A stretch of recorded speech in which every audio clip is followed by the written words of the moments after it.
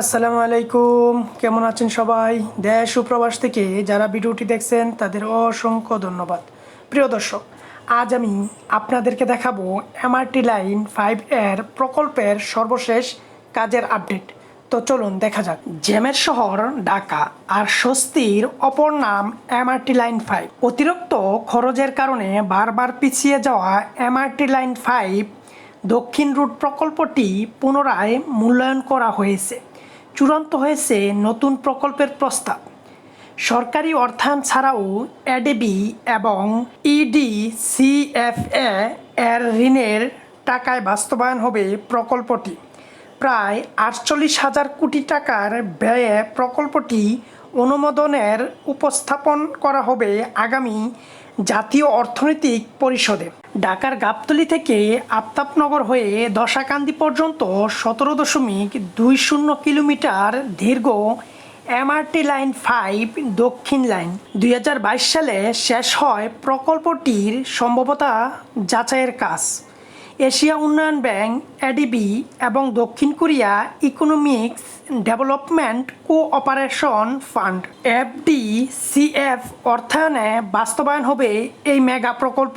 ঢাকার mass transit company লিমিটেডের প্রস্তাবিত প্রকল্পটি মোট ব্যয় ধরা হয়েছে 47,644 কোটি টাকা। এর মধ্যে সরকারি অর্থায়ন 15,314 কোটি এবং বৈদেশিক ঋণ প্রায় 32,330 কোটি। আওয়ামী লীগ সরকারের আমলে নেওয়া হয় এমআরটি লাইন দক্ষিণ রুটের নির্মাণ পরিকল্পনা। প্রাথমিক ব্যয় ধরা হয় 54,500 কোটি টাকা। অন্তর্বর্তী সরকারের সময় প্রকল্পের ব্যয় নিয়ে প্রশ্ন উঠলে তা কমিয়ে আনা হয় 58,000 কোটি টাকা।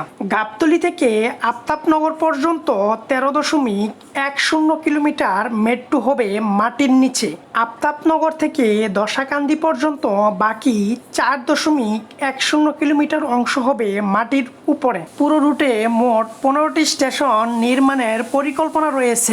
এর মধ্যে 11টি পাতাল স্টেশন এবং 4টি উড়াল স্টেশন। প্রকল্পটির প্রস্তাবিত মূল কাজে এডিবি সহায়তায় 411 কোটি 59 লাখ টাকার কারিগরি সহায়তায় প্রকল্পটি বাস্তবায়ন করেছে ডিএমটিসিএল। গেল মাসে প্রকল্পটির মেয়াদ শেষ হবার কথা থাকলেও ডিসেম্বর পর্যন্ত সময় বাড়ানোর আবেদন করা হয়েছে। যদিও ডিএমটিসিএল বলেছে মূল ডিপিটিসিকে আরও শক্তিশালী এবং প্রক্রিয়াকে সহজ করতে প্রকল্পের বাড়তি ব্যয় নির্মাণ প্রতিযোগিতার পরিণত হয়েছে। তাই উন্নয়ন কাজের ঋণ নীরবতার কমানোর পাশাপাশি স্বচ্ছতা নিশ্চিত করতে বলেছেন। এই প্রকল্পটি শেষ হলে দৈনিক প্রায় 9,24,000 যাত্রী যাতায়াত করতে পারবে এই রুটে। প্রিয় দর্শক, আমার এই ভিডিওটি আপনাদের কাছে কীরকম লাগলো তা অবশ্যই কমেন্টের মাধ্যমে জানাবেন। আর কে কীরকম ভিডিও চাচ্ছেন তাও কমেন্টের মাধ্যমে জানাবেন। তো আজ এই পর্যন্তই, আবারও দেখা হবে নতুন কোনো এক ভিডিওতে। সেই পর্যন্ত সবাই ভালো থাকবেন, সুস্থ থাকবেন। আল্লাহ হাফেজ, আসসালামু আলাইকুম।